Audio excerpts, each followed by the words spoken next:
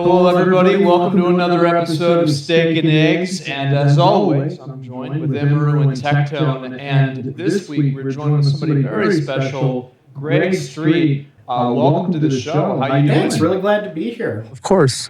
Oh my God. Okay. Well, yeah. I mean, of course. And now you're involved in game dev. What made you want to start your own studio? Because obviously you worked previously at Warcraft or Blizzard at Warcraft, and then worked with Riot on the MMO and probably League of Legends as well. Also, I believe. What made you want to go and make your own studio instead?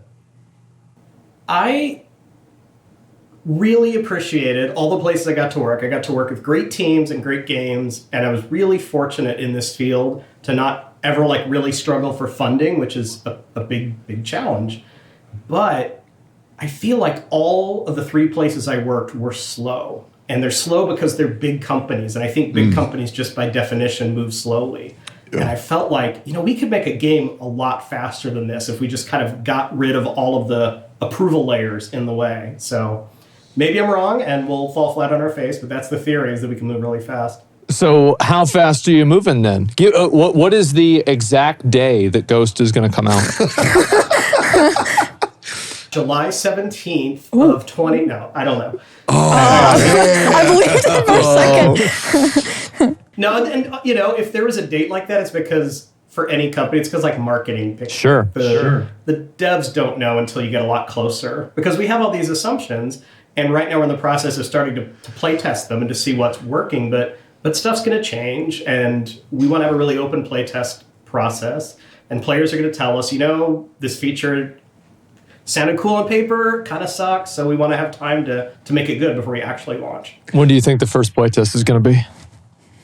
If it was up to me, it'd be really soon. Okay. I think the team is a little more conservative. They're like, wait, let's have some better art in the game first. Yeah, no doubt. But it will be a lot earlier than a lot of games let themselves be played. Oh, no, I was going to ask a little bit about the art, right? Because obviously, with League and WoW, they are very stylized games. I saw you did a tweet and you talked a little bit about it, is you were saying somewhere in the middle. What's your philosophy on art style for a game like this? Because you mentioned you wanted Ghost to be playable indefinitely, right? For 10, 20 years. How do you make an art style that lasts for 10 to 20 years? That is an advantage of a stylized... An art style's a little bit stylized. I'm not saying we'll go World of Warcraft level, or certainly not Fortnite level, but when you try to go photorealistic, that ages really, really quickly. Yep. And it takes forever anyway. So we will probably end up being not photorealistic. We'll be a little more stylized. Mm-hmm. If I had to guess, a little more mature than kind of the World of Warcraft look, but we'll see. Okay, yeah, I guess that kind of makes a lot of sense. And you're starting to see other games that are trying to figure out where on that spectrum they want to be on.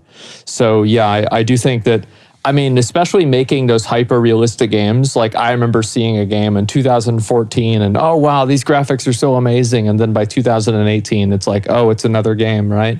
And yeah, I think you're definitely right about that. So, Greg, you talked a little bit about kind of being able to develop things very quickly and, the pacing of content development, how it's responding to the community. And I think, let's be real. There's been a huge controversy recently with Power World, people talking about AI. How do you feel like AI fits into game development? And how do you feel because you've been in the industry for 25 years now, it's such a long time. How do you feel like it's going to evolve the industry? How do you think it's going to change it? And do you think that you will try to use different versions of that on Ghost, or are you not sure yet? You're waiting to see kind of how the technology evolves?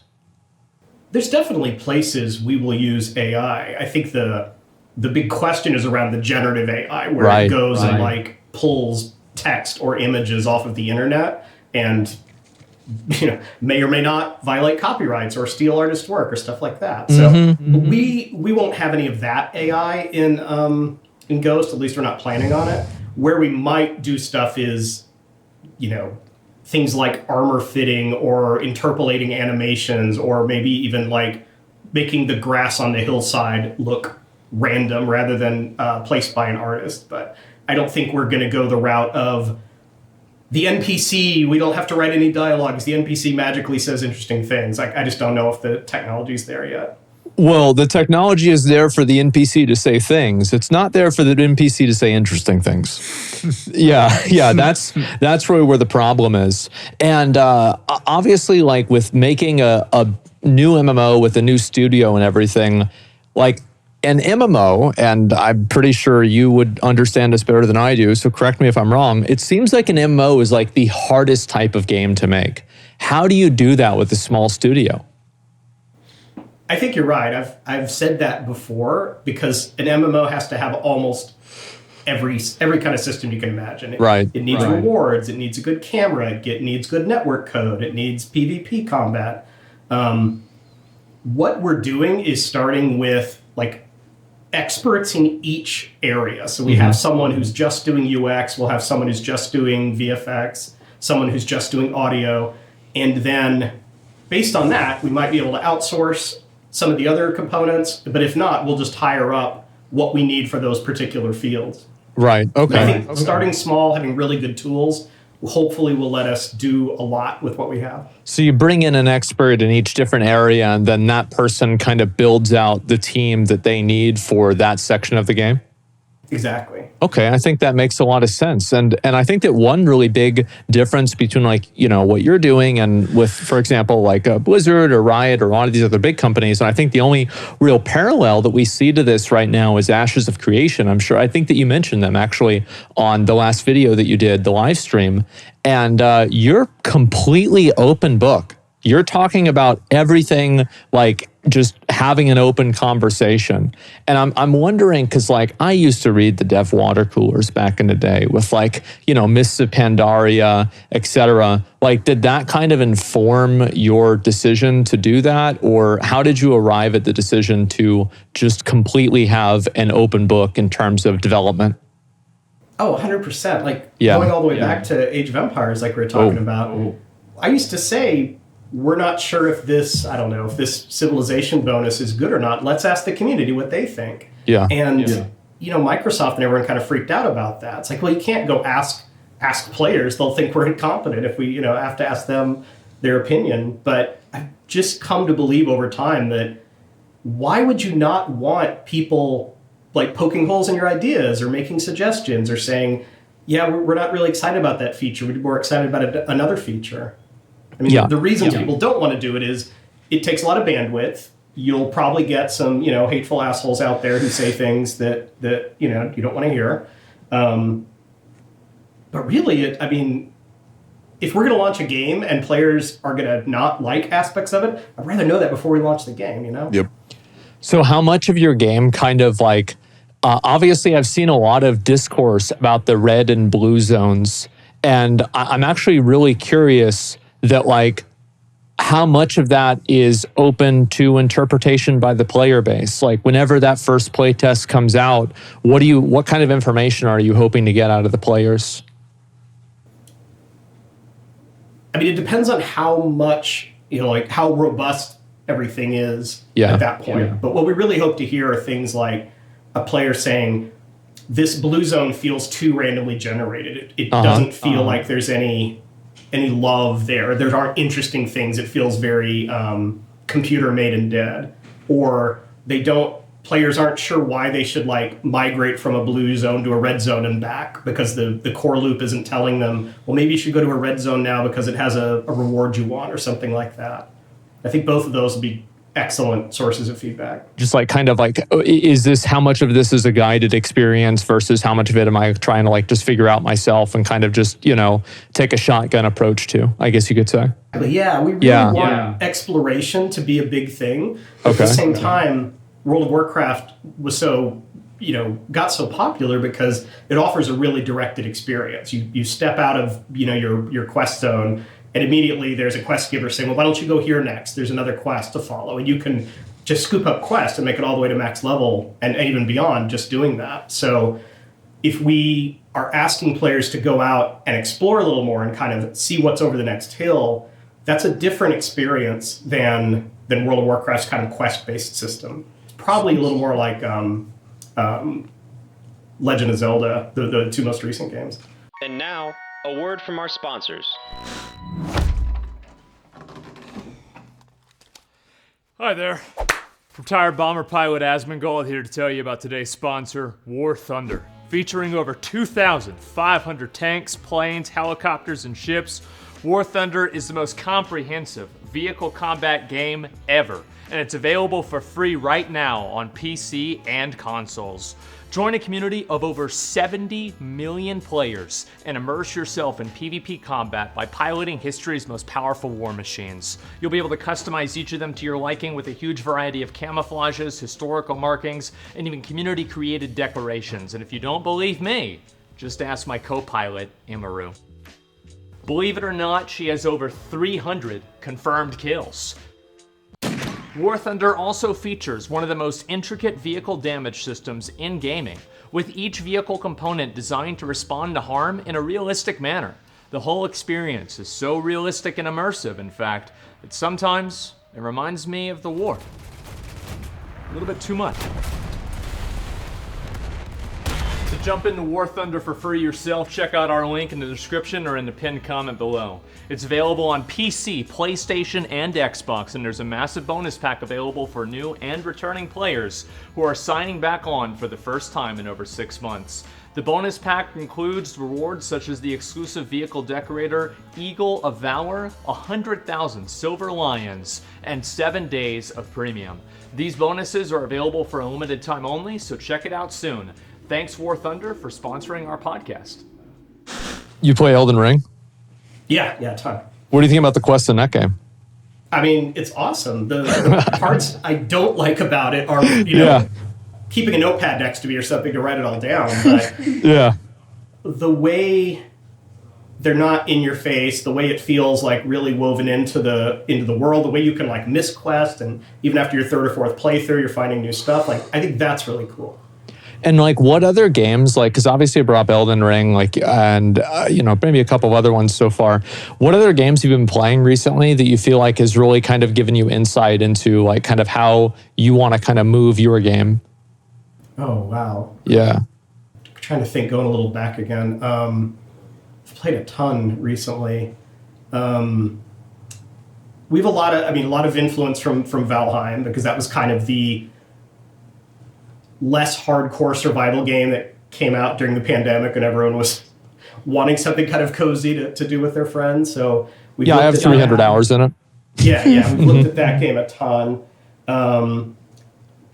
There's a couple of, I wish I could remember, there's a couple of combat games we've looked at that do a pretty good job of, they're not great games, so I don't necessarily want to say their names, but they do a good job with the kind of combat that we're trying to do. So we've been looking at those a lot. A big conversation with MMOs is tab targeting versus action combat. Where are you with that? We're much closer to tab targeting than action combat. Okay. And the reason I say that is, going back to Elden Ring, which I'd say has much more action combat, you can be the guy with a pot on your head and no armor and beat really, really tough bosses because you're so good at execution. Let me solo. Yes. Yeah. To us, that doesn't feel like an MMO. An MMO feels like you need to like get the good gear to have a chance to beat the boss. And if gear feels really optional, we worry it just won't have that kind of RPG feel. So we want to be more actiony in the sense that you can move around the battlefield a little bit, and positioning matters, and you're not just going to sit there swinging at the target over and over again, but not so actiony that like you can dodge everything and take 0 damage. Yeah, okay, that makes sense. I feel like there was a lot of like classic WoW and old school WoW bosses that kind of followed that same paradigm where it's like you can do it under geared, but you sure can't do it with no gear. So I think that definitely makes sense. And like obviously with managing player expectations, do you think that this is a problem with doing the open development strategy, or is it kind of, a double-edged sword basically? Like you're going to have some advantages with some disadvantages? Oh, yeah. There are going to be players outright who say, if it's tab targeting, I'm not going to play it. Naturally. Even without trying it, they're just going to say that. Yeah. But, we tried, healing is hard without some level of targeting. If you don't target with healing, you end up with a lot of, smart heals or area heals. And there's it's not, super satisfying that way. Yeah, I played New World. Yeah, I know. And I actually am kind of curious about, like obviously you've been in games forever. I'm curious, what mistakes have you seen games make in the past that you feel like you're trying to avoid with making Ghost? Oh gosh, I mean, we could talk for hours on that. A really big one that drove our development philosophy is that a lot of MMOs come out with a great level up experience because that's what the devs focused on and that's what was play tested. And then you get to max level and you're like, well, now what? And the devs are like, well, give us 3 months and we'll make new content for you. And so we really, really want to avoid that. We want to make sure our end game is solid. And the only way to make sure it's solid is by letting players play test the end game. And so whenever you talk about endgame, like endgame is really all about the systems. Like the systems are the driving factor, I feel like, for almost all of the endgame, like at least experiences that I've had in MMOs. And like, how do you balance between, systems and just kind of raw, like just spontaneous gameplay, like exploration type stuff? It really is driven to a high degree by the rewards because particularly at endgame, players get very focused on what do I do to get that next power increase, whether it's a new piece of gear or whatever. And so wherever the rewards point them is kind of where players go. And if you teach players, hey, wandering around in the open world is very inefficient, they'll just stop doing it. And if you tell them, oh, mythic raiding, that's where it's at, they'll kill themselves doing mythic raiding.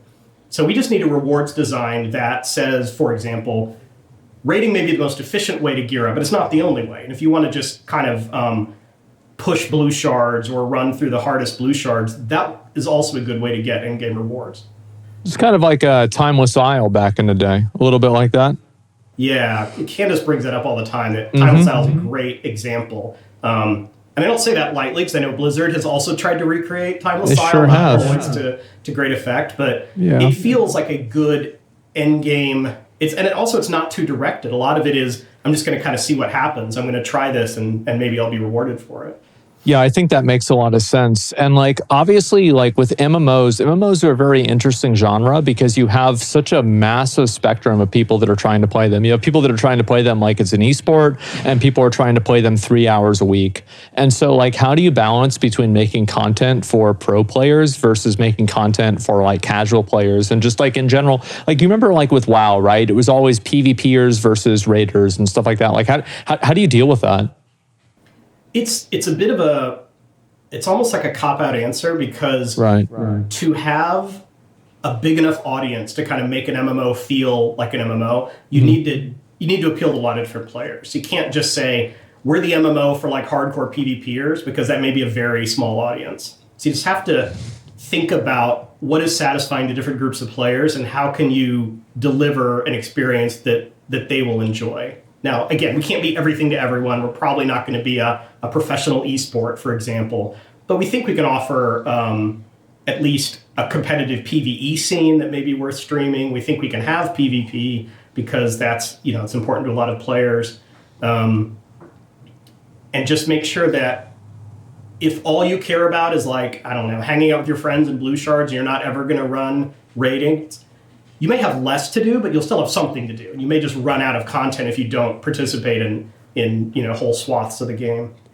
Yeah, I think that's true. I'm actually kind of curious, like, what's your philosophy? Because like, it's always good. Like, so I think that MMOs, like one thing that's good is to have people be able to do what they want to do, but also have like really great incentives to just kind of, come a little bit out of their shell, right? You have like, for example, like a new WoW player.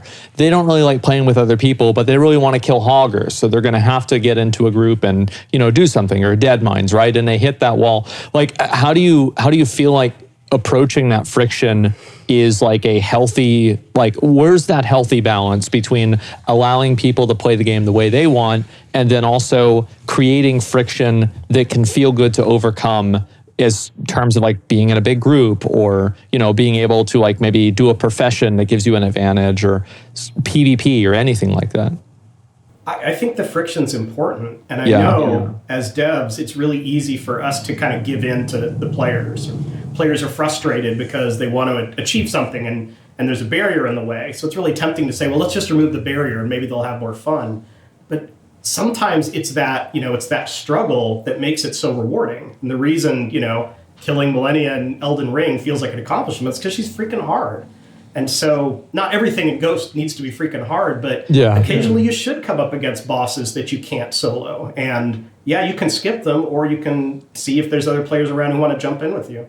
Ooh, I've got a really good question. So like, you remember back in Legion where they had the Mage Tower? And like, you're starting to see like a lot of these other MMOs that have like these solo challenges, like RuneScape has a lot of these, for example, too.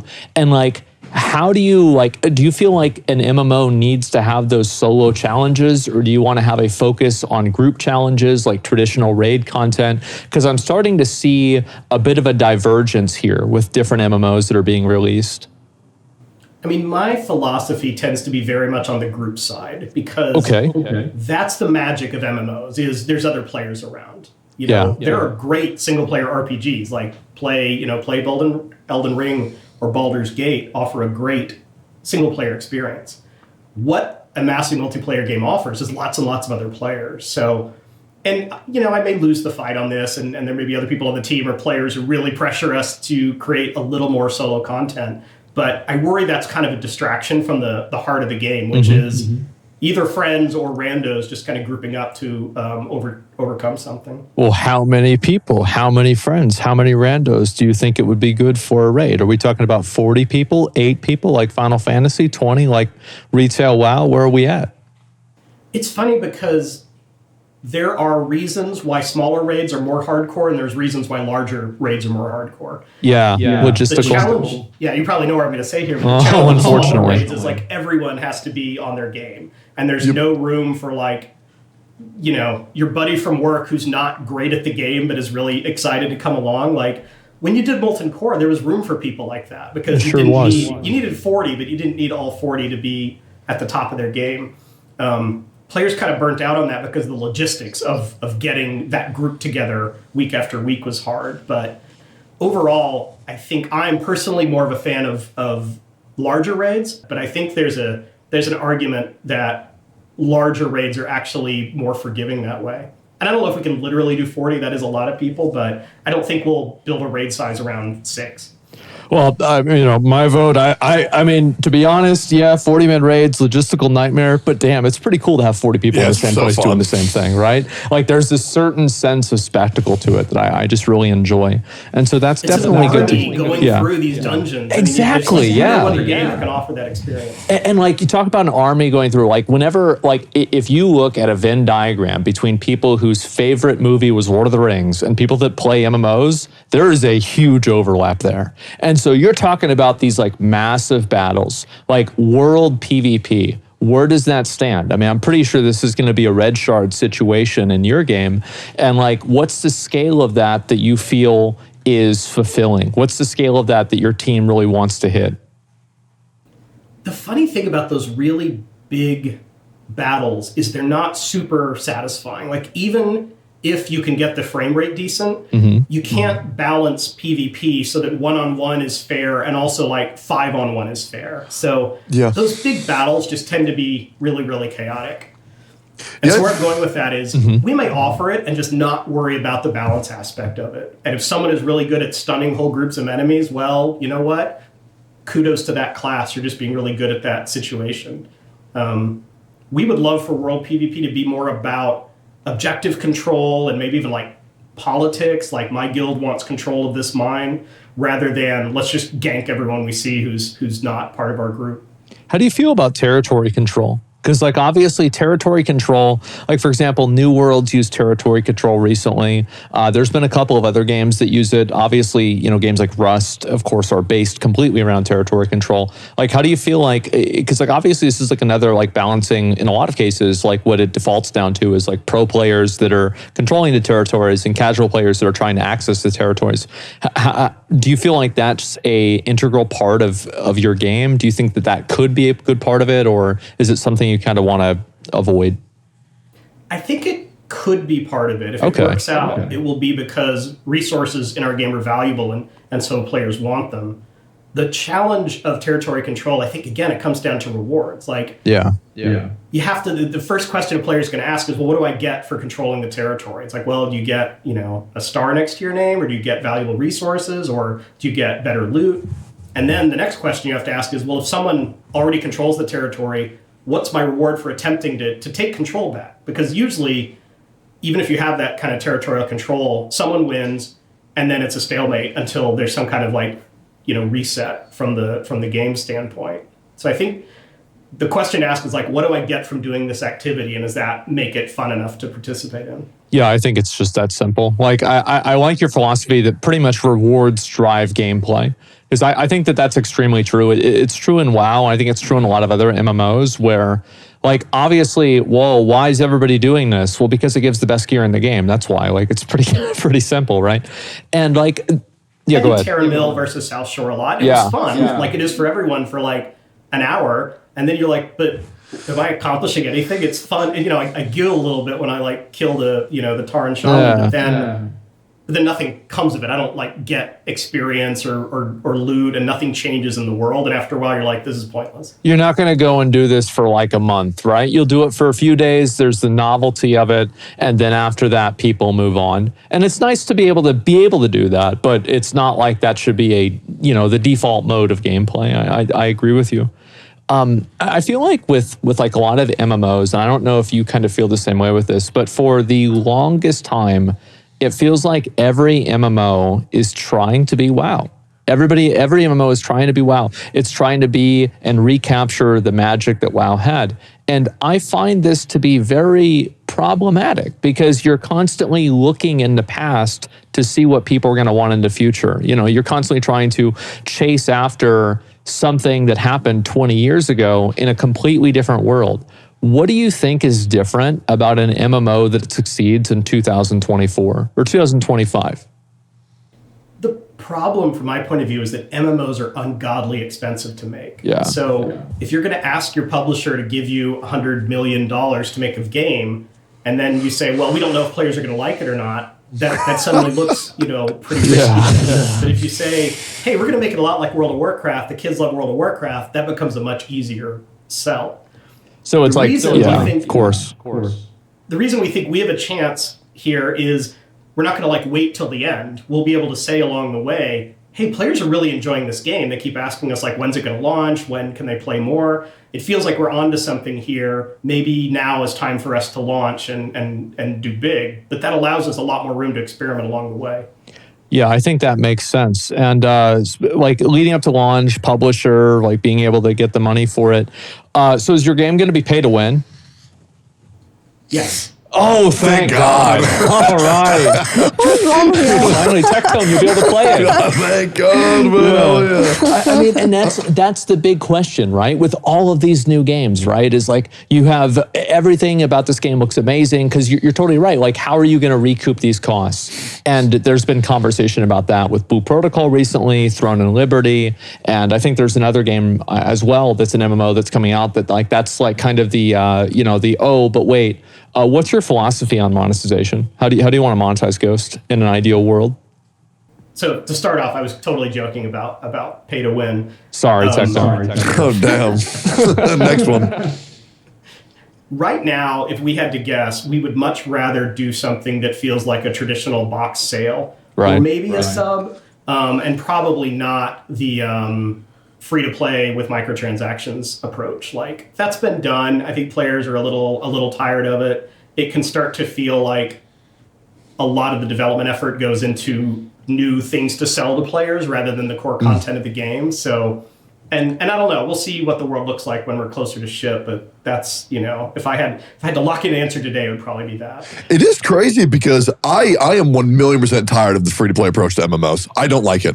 I like being told that okay, you buy the game, pay your subscription, and you have a complete game. No other advantage can be purchases besides maybe, I guess, store mounts. But other than that, yeah. I love just you buy the game, get a sub, and you're good to go. Yeah.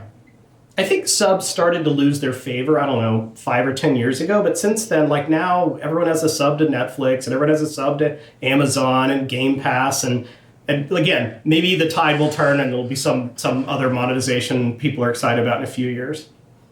Yeah, I cannot shudder to imagine what that could possibly be. You know, maybe finally by then NFTs will have caught on and people will have gotten into that. Definitely. I mean, well, and that's another thing, right? Is like there's a lot of these like buzzwords, but you talked a little bit about having a game that like applies to everybody and a game that's like, you know, kind of appealing to a lot of different people for different ways. And, you know, it's not really as popular now because a lot of people brought it up, like the whole idea of like a metaverse. And whenever I think of a metaverse, what do I think of? I think of World of Warcraft. I think of an MMO, right? And so like, do you feel like a game like Ghost can be kind of like that extra like second space that people can play and like be on? In the same way that people use Discord or, you know, like other games like that. I feel like the best example of a game that's actually kind of transcended and done a real metaverse is Roblox. And I'm curious to see like, you know, because like I could see Blue Shards having a form of that functionality. Yeah, I think when the magic happens in those games, it's because you finish up work or school or whatever, and you say, I just want to jump online and see what my friends are doing. And you can even do that through Discord or Steam or something like that. But that's when it starts to take on a social space, when you're like, I'm going to go see what my friends are doing. Let's see what kind of mischief we can get into tonight. That's a different experience than saying, I'm going to go on to Elden Ring and see if I can get a new sword or something. Yeah, I definitely think so. And like one question is like, you know, you talk about Elden Ring getting a new sword, and I recently noticed this. I started playing Monster Hunter recently. It was a great game. I played Elden Ring as well. And I've noticed that games that are subscription-based, usually it takes a lot longer to grind stuff. Like, I'm going to just be honest, right? It takes a while. And like, I'm curious, like, what is your philosophy on like rare items? Like, how do you feel like rare items, legendary items, like in your game, how would you get Thunder Fury in your game? How would you get Ashes of Alar? When, as developers, I think even as players, when we talk about the grind, it's usually when the treadmill is kind of too in your face, when it feels like I need 1,000 shards of whatever to complete this legendary, and I pretty much can figure out that I get a shard an hour, so I'm looking at 1,000 hours of grinding ahead. Naturally. Players, you know, we all know how these games work behind the scenes. There's random drops, and I think it just depends on how in your face is it. If it's the kind of thing where I play and occasionally I get some shards, but I can't kind of math it out to, the drop rate is X, I think it tends to feel a little better. I think there's a lot of room in our game for really rare drops, chase items, invincible, Ashes of Alar are like super rare drops compared to Shadowmourne, which is like, I have to like get these number of items and I pretty much can math out how many of those it's going to take. Yes, I've gotten both of those and all of the above, and it was, oh my God, getting Shadowmourne was a hell of a lot easier. It definitely was. So I definitely understand and appreciate that. And I think that, it's kind of like whenever you can see the man behind the machine, people start to lose interest and they're like, I'm actually just on it. I'm actually just a rat in a cage. Oh my God, I can't believe it happened again. We all know that there's a man behind the curtain. You just don't want to see it. Like, if I'm on the Pirates of the Caribbean ride, I know it's fake, but that doesn't mean I want Disney to like turn the lights on and let me see all the, the strings and wires and exit signs and stuff. Oh yeah, I recently saw there was an add-on in like I think it's like Wrath of the Lich King, where people have the dollar amount of how much gold is worth right next to the trade window, and like that leads me to another question. Is like obviously with a lot of these games, you've got botting, you've got cheating. How do you deal with that? Because I feel like this is a plague. It's happening with like every game, especially now that things are being automated. I see people running like 72 instances of one game on one PC. It's crazy. It's a really hard thing to combat because on the one hand, you want the player economy to mean something. Like a very easy way to stop it is to say, well, players can't trade anything. Yeah. And then maybe the only botting would be, do you want to buy an account or something? But the reason botting often occurs is because things have value, whether it's gold or stones of Jordan or whatever. So if it can be automated now, it has a monetary value and someone's willing to pay real money for it. It is hard to combat. There's not easy ways to do it. free-to-play games tend to be a little worse at it because there's very low barrier to just like making 1 million accounts than at least something where you have to like sign in with an email and put down a little bit of cash to start an account. Yeah, no, I agree with you. I mean, like, and also I think it's about how much people are able to interact with each other. Have you ever played PoE, Path of Exile? Oh yeah, I've gone in on that game so much. And it's like, I know there's people RMTing in that game, but like it never really affects me. Like I never really see it or feel it in the same way that you do with other games that have like large scale economies and stuff like that. So I kind of see what you mean. And like you mentioned, it's like seeing the man behind the curtain. If you see a lot of bots running around, or you go to the auction house and you see that everything is massively inflated, it kind of breaks that suspension of disbelief that this is some kind of virtual economy. And it also makes you feel like, man, I'm going to farm for like 6 hours and then somebody else is going to bot for 6 hours and they're going to be sleeping, I'm going to be working, and we're both going to have the same item. You know, it kind of makes people feel like their time is worthless. And I think that's like one of the worst things to happen in like an MMO is like whenever you feel like the time that you've invested in the game doesn't matter anymore. Like that's the worst thing. And you mentioned earlier about like kind of publishers and, you know, like trying to make sure that you hedge your bets. And I've seen a lot of studios, like obviously, you know, your studio with making Ghost, and, you know, you see Ashes of Creation, and there's a lot of these like very small studios that are coming up and they're not going through the traditional means of, you know, big publisher like they did in the Xbox One or the GameCube era, right? Why do you think that's happening? It's such a big topic. Yeah. There are strengths and weaknesses to like signing with a big publisher. The strength is you get all of their expertise, whether it's, you know, things like marketing, localization. Like I think players sometimes forget how critical good localization is, meaning you want to, you know, get the game translated in all these different countries. Right. A small dev team does not want to like stack their team with, this is our expert in the Polish language, this is our expert in French. Even though those are super valuable to the game being successful. So signing with a publisher gets you all that, but then it also gets all the overhead of, well, now the publisher has to say yes to everything, down to like, what's the name of our game going to be, and how do we market it, and when can we launch, and what platforms are we on? But traditionally, the alternative to that was you self-fund either by, you know, Kickstarter, which tends to have pretty small budgets, or you get investors, usually in the form of you know, someone gives you a little bit of money and they want a return. So if you take very long to make the game, they start to get impatient. And those startups are always kind of in funding mode. And that's not something I'm great at or very excited to do. Like I want to make a video game, not like constantly be getting seed rounds. So the opportunity we had was getting a company that basically said, look, we'll completely fund your development, but we're not going to be a traditional publisher kind of telling you what to do. You still have full creative control. And I was like, this sounds great. Yeah. Yeah, I think that, I mean, and really, like, it is a bit of a selfish question I ask, because obviously, like, we started our publishing company, Mad Mushroom, and I'm curious, like, kind of, you know, from being in the space for so long, like, what do you think is the best thing for somebody like me or for us to do in order to, like, enable indie and small developers to do their best work? Oh, that's a great question.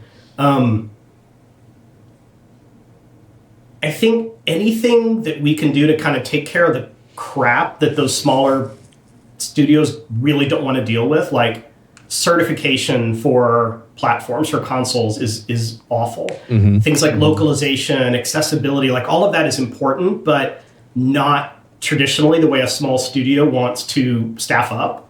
So I think thinking about, you know, off-the-shelf solutions for stuff like that, or ways to outsource or crowdfund even. We were talking about this the other day. I have a love-hate relationship with add-ons, like UI add-ons, because I hate the arms race aspect. But one of the things we really love is how the community can kind of step up and add accessibility options for like different types of color blindness or font size or anything like that. A small studio really struggles to offer all of those options, but once you kind of unlock the ability for end users to mess around with UI, you get a lot of that stuff, not quite for free, but certainly you get some of it. You think Ghost is going to have add-on functionality? again, who knows? We're a long way from ship. But if I had to guess today, I would say we will allow a lot of add-ons that let you customize things the way you want, but not a lot of add-ons to kind of make combat rotations easier. Like, you know, if we do anything like a weak auras, it would be built in and not, you know, a mandatory add-on that you have to have because the game doesn't give you enough information about what's really going on.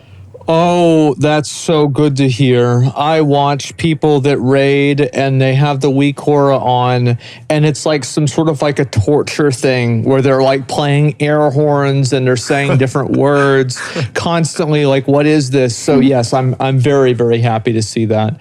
And I mean, no shade to weak auras. It's awesome software, and it is. You know, I think it's solving a need that the game by itself isn't solving, and that's not to say Ghost just needs weak auras built in. I think it's more about, can we build Ghost in such a way that the combat isn't so dependent on, oh, that debuff just dropped off, you better freaking get it back on the boss or you're going to wipe. Yeah, I mean, people wouldn't use it if it didn't work. I mean, that's really what it comes down to. Yeah, I think that like one really big indicator is like, there are certain fights where there are things that are internal timers, and then there's also things where there is like an external timer that you can see that is just like visual. Like, for example, the boss having an energy bar or something like that you don't really need a third-party resource for.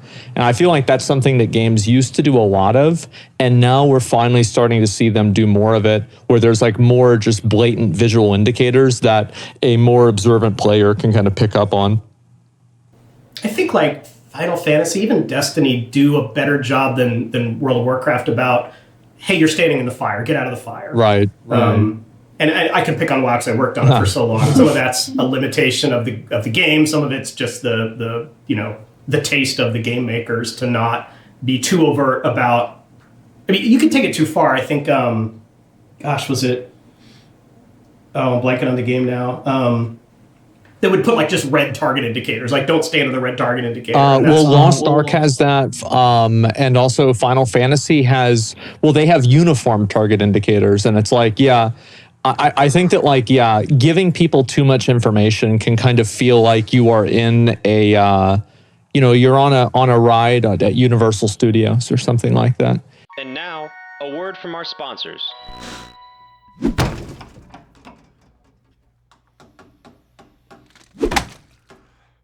Yup, this is your socks without today's sponsor, Vessi. Just disgusting, sloppy, wet socks all day. But that doesn't have to be your reality. Vessi has created a series of stylish 100% waterproof shoes and other clothing that can help turn rainy days into something to look forward to. Vessi uses the power of advanced Diamondtech technology to make Mother Nature look, well, let's just say, pathetic. Might I suggest that you start off 2024 with some delectable Soho sneakers or Alta High Tops. The Alta High Tops are perfect for this winter. They'll keep your socks dry and your feet warm too. Finn, here's your socks. The Soho sneakers are a lower profile option with grippy outsoles, a synthetic leather exterior, and waxed finished laces. You can also cop their overcast jacket and waterproof gloves. Not to mention the new Storm Burst Adventure Ready shoes. Don't get dumped on by rain this winter. Shop Vessi. You can visit Vessi.com/steakeggs to grab your own Vessi gear today. That's VESSI.com/steakeggs. Link is in the description. And thank you, Vessi, for sponsoring our podcast. What have you learned from like working on League that would give you insight into an MMO? A big one is the champion design. Like those characters have a lot of depth with relatively few abilities. Like traditionally 4 abilities, it often creeps up a lot larger than that today. But that's still a lot fewer abilities than your average MMO has. And you can still make a lot of interesting combat situations, really high skill check and a lot of depth with relatively few abilities. I think, not to say that our classes will be as small as League champions, but I think there's hope there that you can do a lot with less. So is that something, because like I think about that a lot. That's a really good point, because like you think about a game like Elden Ring, for example, think about how many different things you can do in that game, But how many things basically come down to left click? Right? If you want to do an attack, it's like you're doing a situational left click, right? And like, how much of that are you going to implement into Ghost? Like in terms of, attacks that are modified by, let's say, if you're moving or not, or attacks that are modified if you're jumping or not, or something like that. Is that a philosophy that you want to see added into the game, or do you want to have more traditional abilities like, World of Warcraft, well, especially like with Classic, right? Where it's like you just use the ability and then it happens. We're talking about this right now. I had meetings on this today of, can we do more with like combos and positional and situational attacks? So it's not just hitting the buttons as soon as they come off cooldown.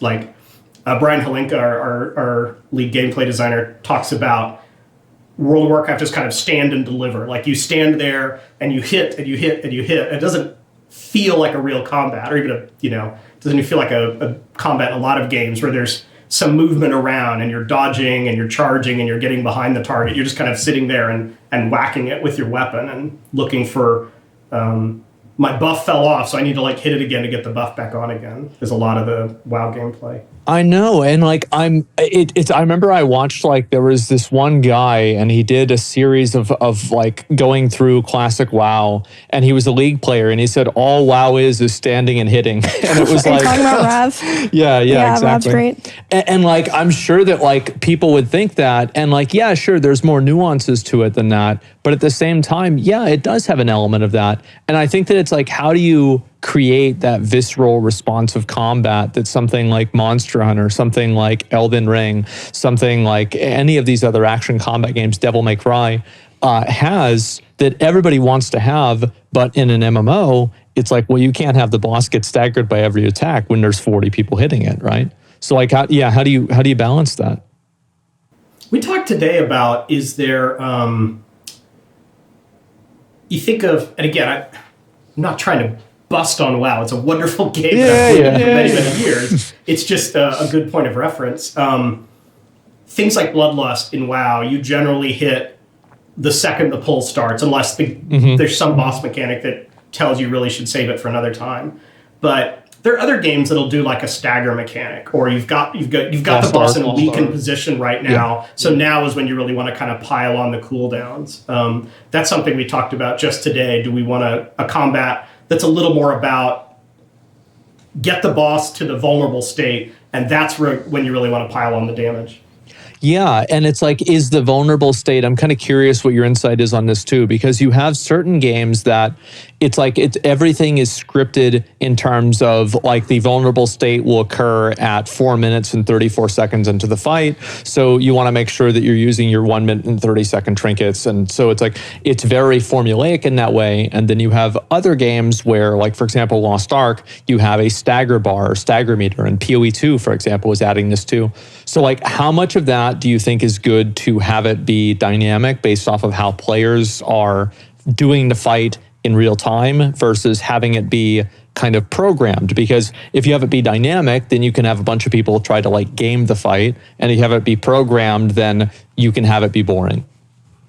I mean, they're testing different skills, and I don't know that one is necessarily right or wrong. You can test game knowledge and timing and that sort of thing. You can also test reflexes and the ability to detect new information. I tend to be a little bit, as a player, I enjoy the more dynamic situation rather than someone saying, okay, the key to this fight is waiting till minute 4 and then pushing this one button. Again, it is a skill check. It's just, in my opinion, less interesting. Yeah. Have you played Lost Ark at all?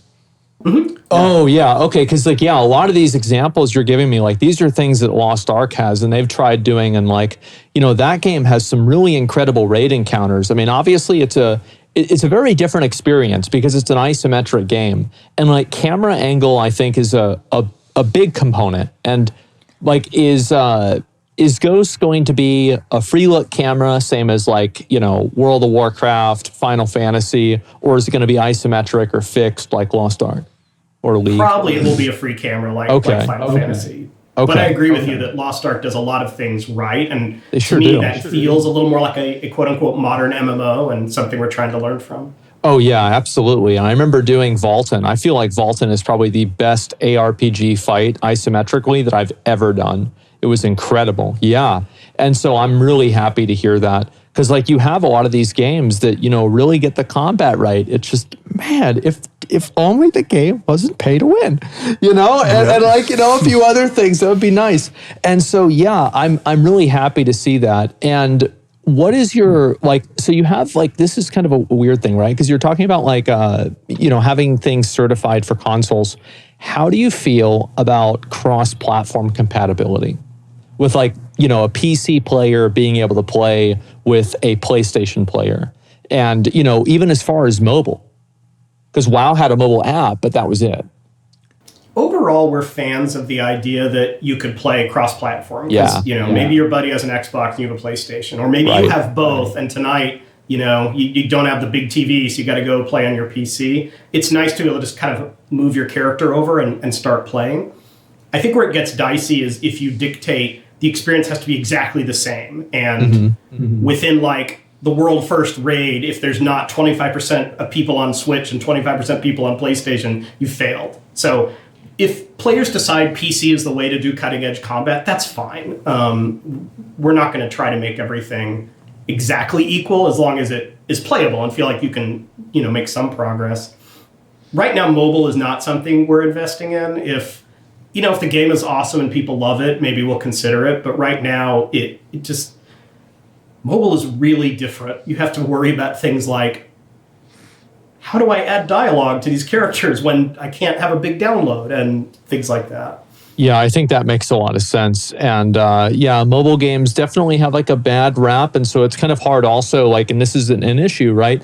Because especially as a smaller studio, you're managing expectations. And I feel like expectations have changed so much this year. The biggest example, last year it was Elden Ring. This year it's Baldur's Gate 3. And how much do you think games like that, these massive blockbuster mega games, kind of shift the expectations? Because you look at something for example, Starfield. Starfield, I think it was an average game, right? It wasn't great. It wasn't the worst game ever. It was just kind of average. But people perceive it as being a lot worse, for example, because you're comparing it with Baldur's Gate 3, at least in their mind, right? And I know there's a lot of people that like Starfield. I'm not trying to shit on them, but that's just how people see it. And so how do you manage those kinds of expectations? And do you think that these big games coming out are affecting those expectations in a positive way, in a negative way, or what? Because I've heard a lot of discourse about this with game developers over the past couple of years. I think you just have to be very clear about where are you really trying to make an impact on players? Where are you trying to be best in class? Baldur's Gate did really, really well on the companions and their interactions and things like that. And then I think secondarily with the bazillion different paths through the game, do you want to kill this NPC or save them? That's kind of it. It's a well executed game, but no one looks at Baldur's Gate and says, what I love about this game is it has I don't know. The combat's okay, right? It's good. It's not, I even think that the previous Divinity game's probably a better combat. Yeah, I think the Divinity games have slightly better combat. But where Baldur's Gate is really best in class is the companions. And where Elden Ring is really best in class is this, gigantic open world and this feeling I can just hop on my horse and go anywhere and kind of find something cool there. So I think as long as you really blow it out of the water in a couple of places, players are kind of willing to be forgiving of other aspects of the game.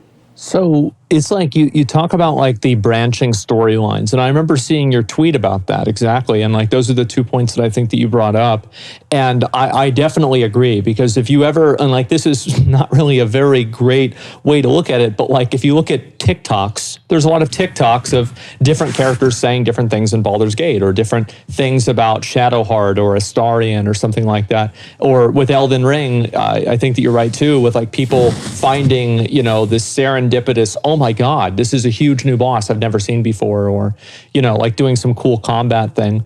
And so with these kinds of games, obviously, a lot of them, they're built around kind of these best in class experiences, like what you're saying. What is your best case scenario? What is the best in class experience that Ghost is trying to deliver? We really hope it's the concept of the blue shards, Okay. offering you something new every time. We think a lot of games, pick on Starfield or No Man's Sky, what they're promising is infinite replayability. Like, we're going to have infinite planets and everyone is going to be unique. I don't think that players actually care about that as much as when I go to a planet, it's really, really cool. Yeah. So what we're trying to do is say, we'll have a lot of planets. Maybe it won't be infinite, but we'll have a lot of planets, but they'll all be cool and there'll be interesting things to do and stuff you haven't seen before and, cool combat. It's not super fun to go to a new planet you haven't seen before and you go explore it and there's kind of nothing there. There's Or rocks. maybe there's one pirate base that you've seen before. So that is where we hope that we really, really make a difference while still bringing that within the the overall design of an MMO. It's not just a game about going to these different shards. It's a game about doing that and then kind of bringing all the loot you've gotten and everything else into the traditional MMO endgame with large zone, timeless isle type zones and dungeons and raids. So we talked for just a couple of minutes before we actually started, and you mentioned about some of the survival aspects of games. And how much of those survival aspects, because this has been like a big thing recently, like obviously you mentioned Valheim, this is massively popular, Pal World just recently came out, massively popular. A lot of these games have come out and they've had these survival elements to them and people have really enjoyed it. And I think that everybody is trying to hone in on like, what is that perfect middle ground for how can you make a game that has the perfect amount of survival elements? And so how much survival element is Ghost going to have? For us, we think of what the survival genre brings are kind of, it's a very designery way to speak about it, but new verbs for the player to do, because you're not just killing bad guys, you're also trying to eat and keep yourself warm enough and build a shelter and things like that. There's just things to do. In a traditional MMO, you never look at the trees because the trees are not interesting. The trees are just there to kind of block line of sight. But in a survival game, now the trees are a source of resources. Like you want that tree, you want to chop the tree down. So I think that's what it's about for us. It's less about, you're probably going to die, and then next game in a roguelike way, it'll be a different experience. Like, I can't imagine you really freezing to death much in Ghost. That's not the point. But we could have a zone where it's chilly, and so you have to make special protective gear before you can go out and explore. Okay. A lot like Valheim. Yes, the mountains. Yeah, I mean, and I think that, for example, the food and drink, right? A lot of survival games have this, and I feel like this is very vestigial. Why do we really have just simply a bar? And you look at how much Valheim innovated that with the types of food that you can have and how they change what you do. So you can have food that now, with the Mistlands, it gives you the austere mana, or you have stamina or health, and you can choose that dynamically. So it's turning kind of like a checkbox into a mini game. I think that's one element that I'm really happy to see some survival games actually starting to innovate on and change. Blizzard talks a lot about the design of make it a bonus. They took rested XP and they made it a bonus rather than a penalty. And I think Valheim was really clever with food, of making it feel like a bonus. When you're well fed, you feel awesome rather than, you're going to starve to death. You're ticking off health or something Don't Starve or other earlier survival games would do. Yeah, I mean, there's a lot of kind of that same mindset going into it even then. And if you're talking about kind of the blue shards, what is the spectrum of experiences somebody can expect to have? Give me two completely fucking different games that you can still play in a blue shard and Ghost. How different can it be? That's a great question. We're trying to poke at what are the extremes right now. So I'll just make something up. Yeah. Imagine in this one blue shard, you have to find 5 pieces of this crown and assemble the crown. Okay. And a couple of the pieces are just scattered, in treasure chests or guarded by monsters. But one of the pieces is held by these knights in a castle. So you're going to have to either invade the castle or somehow bribe the knights to get that piece of the crown back. So that's kind of a more standard RPG experience. A totally different blue shard might have a vast desert, and it's really, really hard to cross the desert. So your focus is on what is the transportation mechanism I'm going to use? Do I build a glider to fly across the desert? Do I capture some type of like giant beast that I can ride across the desert to kind of get to the other side of? So there, it's less of exploration and looking for a monster. I mean, monsters to kill, and it's more of I have this one big obstacle. What's the right way to try to overcome this obstacle? Man, anytime that somebody starts talking to me about how to get across a desert, it just gives me PTSD from King's Quest. Like I the little oasis. yeah. And did you have it like written down on a sheet of paper, the squares? Oh my God. Yes. Like 2 up and 3 over. And, yes, exactly. This is a 1995 meme. And so, it was a really great time back then. I was thinking of Ocarina of Time, where you have to cross the Gerudo Valley Desert, because I have no idea what the fuck y'all are talking about. I haven't played that in so long. It's a good game. Yeah. But no, I think that's very insightful. And so, giving people different kind of obstacles to overcome. And also like kind of, and this is one thing that I always really liked about WoW, is that sometimes you didn't want to play WoW, but you could log on and still play WoW. And I think a great example of this is pet battles.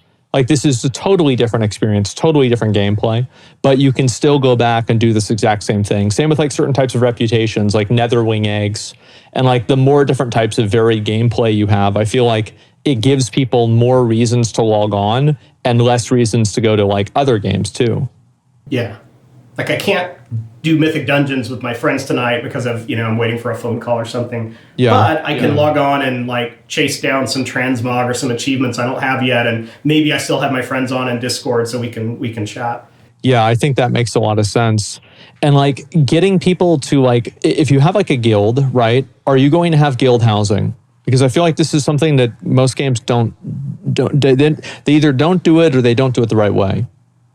So the thing that annoys me as I guess both a designer and a player about player housing in a lot of games is, again, it's like, what's the point? Like making an awesome house to show off is cool, and that's great in like Genshin or Final Fantasy. But our vision is more that within the blue shards, because you're building up bases, you can just decide one of those is going to be either your house as a player or your guild's house, but still there are monsters out in the world. Maybe your place gets attacked. There's a lot more. It's more integrated, the gameplay, rather than just being this like one-off thing that you can decide to engage in or not. Well, a lot of times like housing and crafting, like you go back to Valheim and you have, for example, like the type of housing that you have and your comfort level increasing your rested experience and like how long it lasts. And you have other games where it's like, the bigger your house is, you're able to have different types of crafting options available. Do you feel like those two things go hand in hand to try to like incentivize people to build things like that? Or is that just kind of something that could happen, but it's not that important? No, I think it's absolutely important. That's why, when I said before you have more verbs in those games, like that's one of them is, in order to craft, I need this type of building, and to build this type of building, I need to build this other thing. And so you have this progression that feels good when it's tuned well.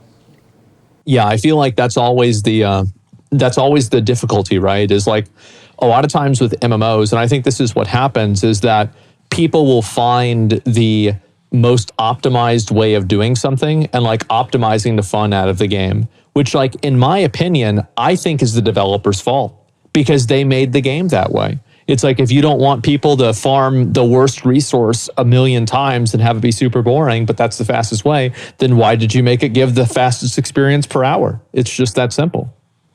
Yeah, we also speaking as like on behalf of bad developers here, we listen to players saying, well, I'm bored, I need more to do. Right. And so the developer's like, well, here, I'll give you something else to do. Here's some daily quest. Here's a grind. Here's some reputation to get. I think sometimes it's okay to say, you know what? There's not a lot you can really do right now to optimize. Why don't you go like have fun? Go find something, like you said, whether it's pet battles or whether it's going and chasing down some titles you don't have yet. You see, like, I love that because, like, that's one thing, like, for example, Final Fantasy 14 does so well. It's like you come in, you do the content, you finish the content, you're done. Modern WoW has actually started going more in that direction, which is really nice to see. You even see, like, Season of Discovery, the new classic version.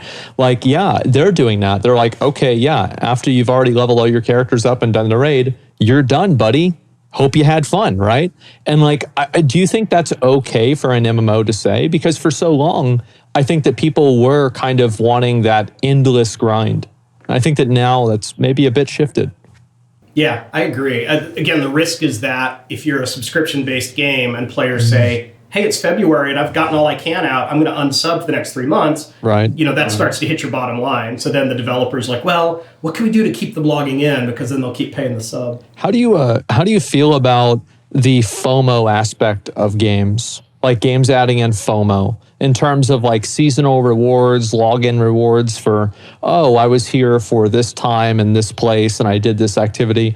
How much of that is too much? And it's like, would you want that in the game? Because like, personally, like I see FOMO being kind of like, it keeps people engaged into a game, but like after people fall out of favor or fall out of like the habit of it, then it keeps them from coming back as well. So like, yeah, like what's your philosophy on FOMO in terms of games? I think it's a really good tool to get players to kind of stay engaged. I mean, that's literally what it is my friends are going out tonight. If I don't go out with them, I'm scared tomorrow I'm going to hear these awesome stories of what they did. So maybe I'll just go ahead and go out with them now. And because MMOs can be demanding, I think a little of that is okay. Like, well, I wasn't going to log in tonight, but I really want to see my friends, so I might as well do that. I think where it gets to be the problem is when, again, like we're talking about the grind, when it's so intense that you feel like you can't take a break at all. Because people have lives and people want to play other games and stuff like that. So when it's so bad that, oh, I missed a couple of weeks, so I might as well, peace out. I think that's crossing the line. Yeah, it's like people kind of at that point, they almost feel like they can't keep playing because they're already behind. Yeah, like I have people all the time, they'll ask me like, it's a week into an MMO. Is it too late to start the game now? Like, I mean, like should I even bother?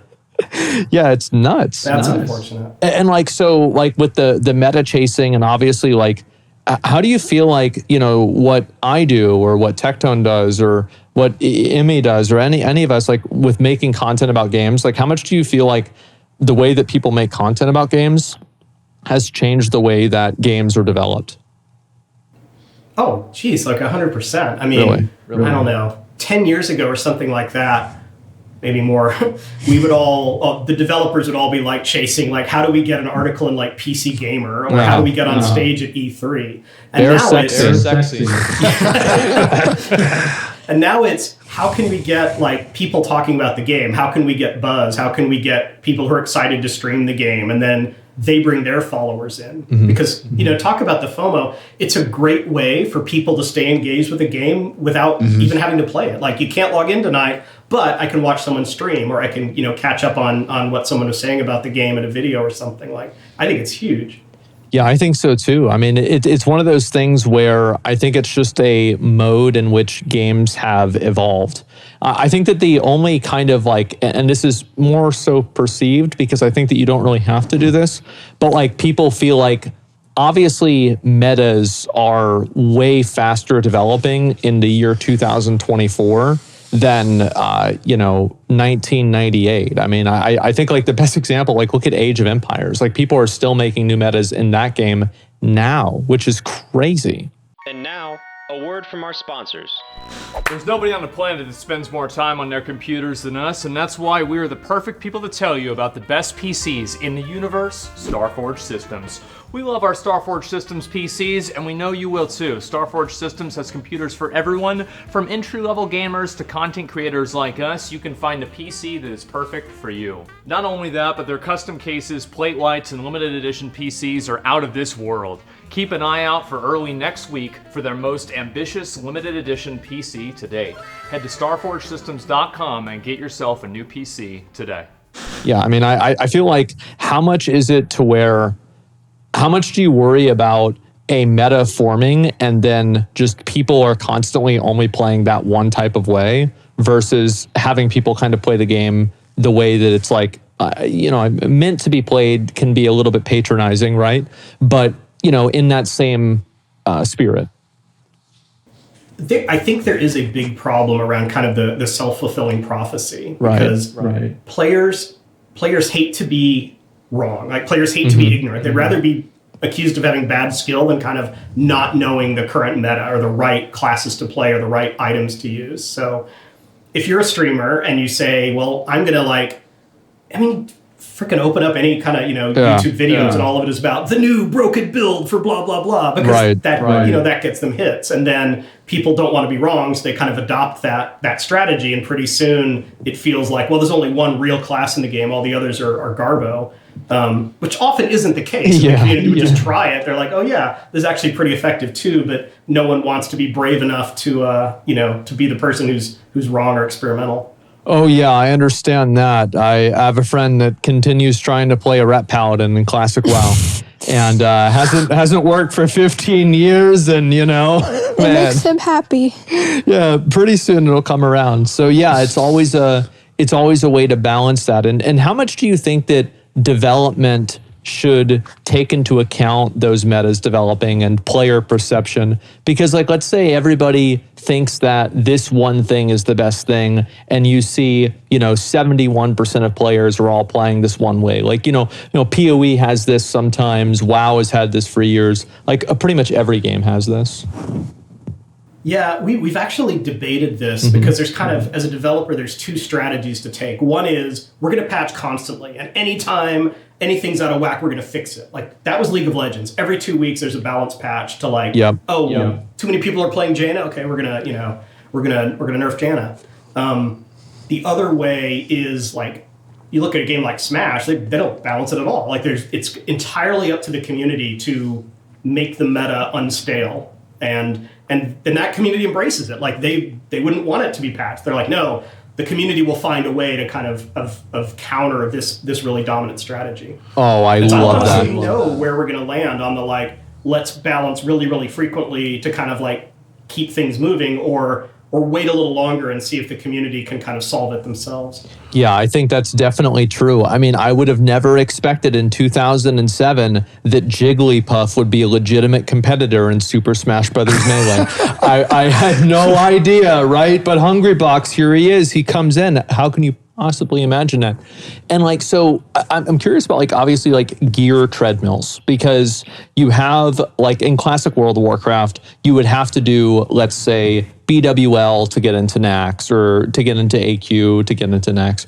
And so Lost Ark is another example of this, where you just kind of have a continuously growing gear treadmill that sometimes it's hard to catch up with.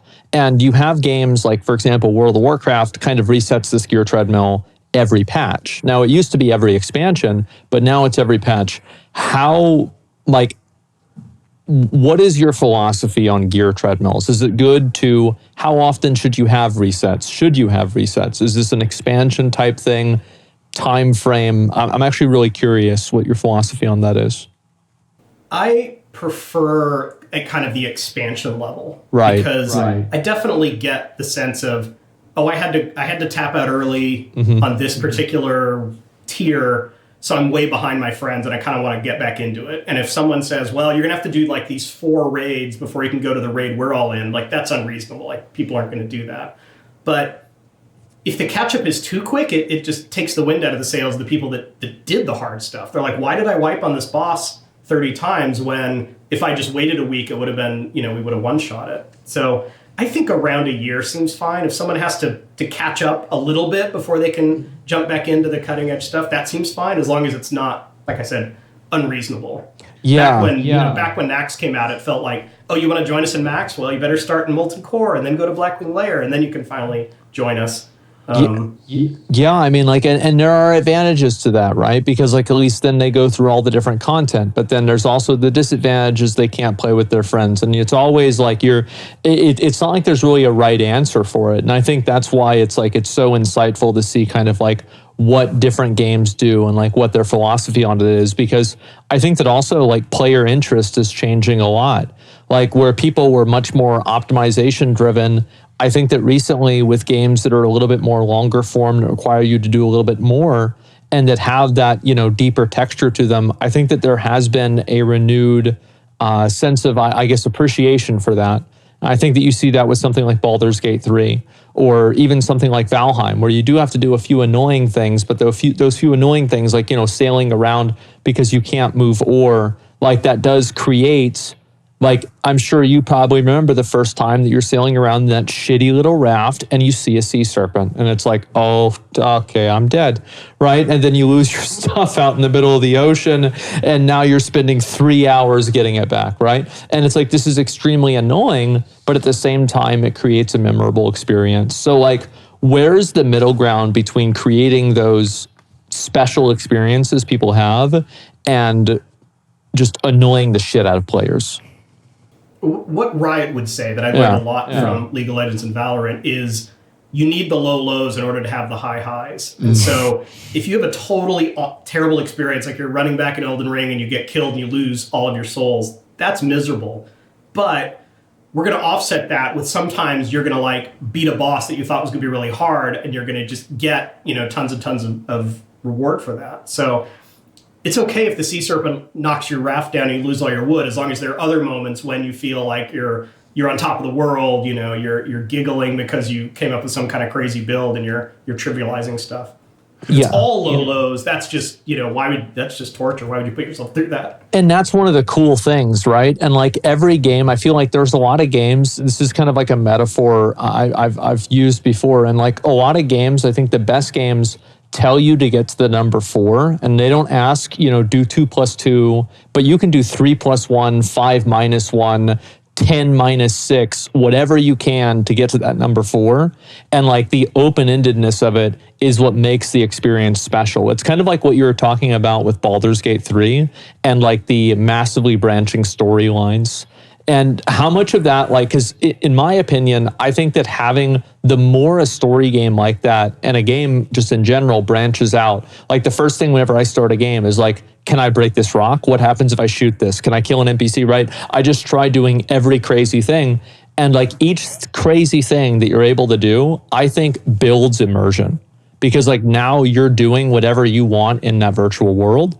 And I'm curious like how much of that is a focus with Ghost in terms of allowing the game to be like a branching experience with like the narrative or with like just the gameplay. Like how much different can a person's end game experience be, depending on the person or what they like doing?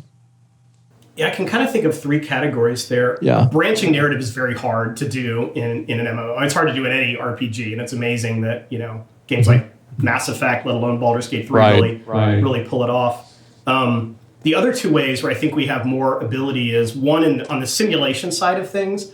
Part of the joy of having these blue shards is we can let players kind of break the world in a way that doesn't impact other players. Like maybe you can lure a dragon in to the bandit camp, and if you do that, the dragon like kills all the bandits. Like that may not work in an MMO, but you could totally do it in your own like private server area, which is what the blue shards are. And then the third way is almost gets back to what we were talking about, the gear treadmill.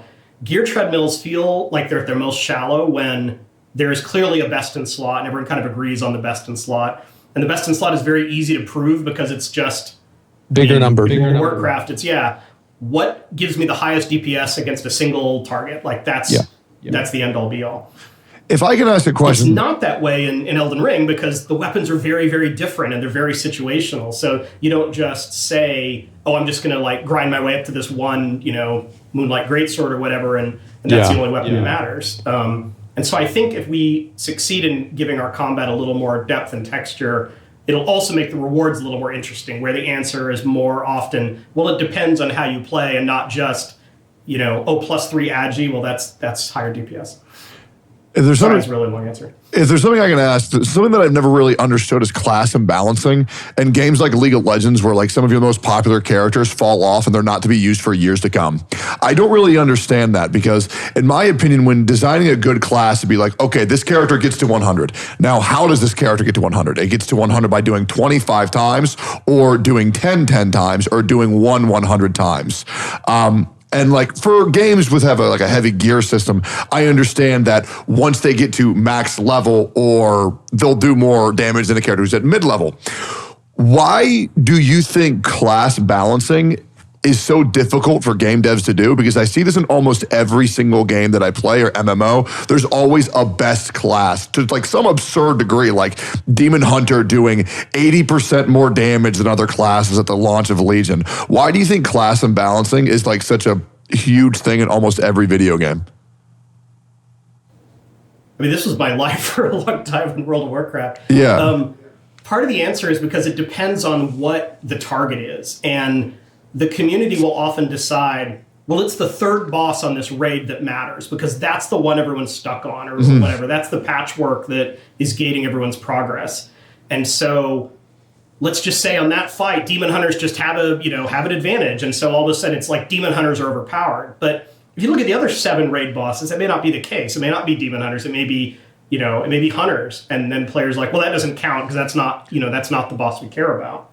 And it also depends on at what gear are you talking about? Are you talking about someone who just steps in the raid with just a few blues and a few purples? Or is this like with every good, best in slot gear, at which point you should be like one-shotting stuff anyway. Like, do you really care I what guess the balance that's is fair. like when the hood is totally maxed out? So it's complicated. And then, it gets to be like, well, the Demon Hunter is really, really good if you have an Evoker and if someone is power infusing you or whatever, but in a different comp, that effect doesn't happen.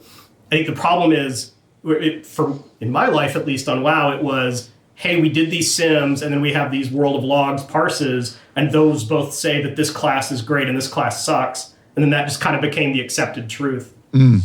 Oh, yeah, it definitely is. And as soon as people decide that something sucks, then it sucks. And that's it. Whoa, why are you playing the class that everyone else sucks? Yeah. What's wrong with you? Yeah, nobody's inviting that guy. Yeah, exactly. Playing a red paladin? Yeah. Yep, that's the example. 100%. Well, anyway, I want to say thank you so much for coming on and talking about this. I've had a million questions, obviously. And so, thank you so much for your time. If people want to play Ghost or keep up with it, what can they do? Right now, it's very hard to play Ghost because we're not giving out keys Oh, yeah, yet, true. You can follow along. Our studio is Fantastic Pixel Castle. You can follow our website or whatever we're calling Twitter these days. Right. We have just hired a community manager, and as soon as that person starts, we will have a lot more information out. Like one of their first jobs is going to be setting up a Discord for us so that we have a better way to kind of engage with people who are interested. Again, at this early stage, we understand not everyone's going to be interested this early, but hopefully enough people out there are. That's great. And do you have any sort of insight or time frame of when we can actually see some gameplay from Ghost? Again, if it's up to me, I mean, I guess it kind of is because I'm the boss, but I would love to do it as soon as possible to kind of pull the Band-Aid off and get players used to oh yeah, this game does not look like a game that's about to ship. There's gray boxes and there's stand-in art and stuff like that. I kind of want to just get that out there and have all the memes start about how terrible the game looks so that we can, we can start having a conversation. Anchor it low and then go higher. Yeah, I get it. I see what you're doing. Yes, exactly. Well, thank you so much, Greg, for coming on the show. Yeah, we really appreciate it. And guys who are watching, thank you all very much for watching. Make sure to follow Greg. Make sure to follow Fantastic Pixel Castles. God, what is it? Yes. FPC, we say a lot because Fantastic Pixel Castle. Okay, there is only one castle, gentlemen. Yes. Yes, thank you so much for coming on. Make sure to give them a follow. And guys, I think that pretty much just about wraps up the episode. So thank you, Greg. Thank you again, Greg, for coming on. And I think we pretty much got it. Thank you guys very much for watching. And we will see you all in the next one. Peace. Then you turn and you look at me. There's a little glimmer that I can see. A sparkle in your eyes. It makes me realize all we need is you and me. A light shines from your eyes. It brightens any cloudy day. And I find your